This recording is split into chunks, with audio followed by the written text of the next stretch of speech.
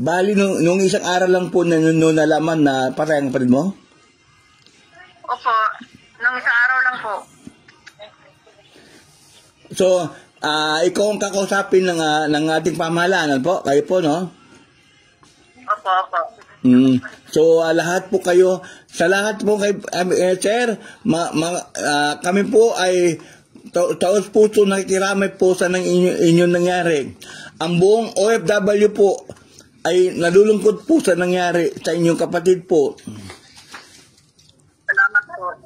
Wala kayong alam kung pangalan ng employer, hindi po alam yon. Hindi namin alam yung pangalan ng agency at ang pangalan po ng employer niya. Ayan, nakita niyo, narinig niyo. Kasi nagtataka yung mga tao kasi daw hindi daw na-contact ng 2 buwan. Bakit daw hindi niyo na-contact siya 2 buwan po?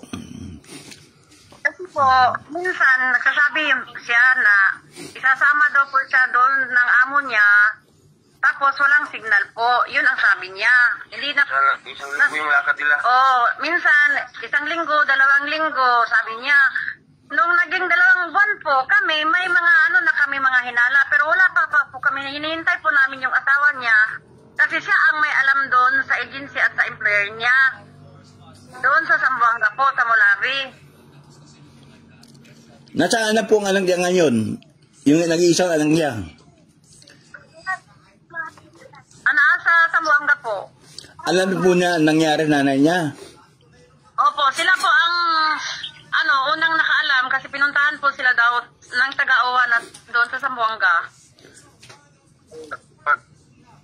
Sige po, masaya po kayo ate. Kuya, masaya ka po. Ano pong gusto mong sabihin?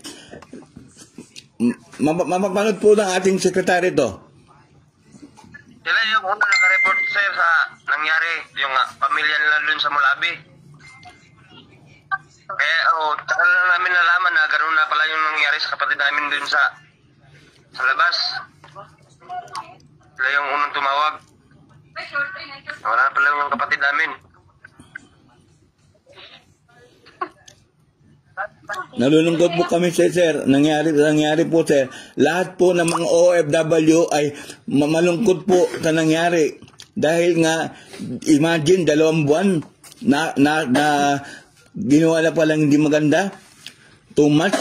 Hindi alam na may nangyari sa kanya. Opo.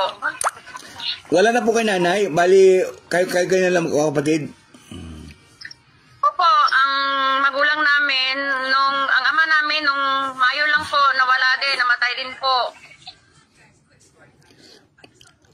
So, ate, mamaya po, pagkatapos natin ng live, okay, kausapin ko po ang para malaman po yung inyong nangyari sa inyo, para po makausap kayo ng sekretary din, ha?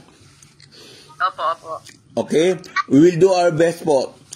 Itong nangyari sa inyo, ma'am, kami po ay nalulungkot at talagang ang buong sektor po ng OFW ay nakikiramay po sa inyo. Okay? Ano pong pangalan? Daphne, no? Okay, Daphne. So, siya po, pangilan siya, pangalawa sa bunto. Opo, opo. Ayan. So, mga kababayan ko, ito po ang pamilya ni Daphne. Ang OFW na nakita po na bangkay na sa garden ng kanyang amo.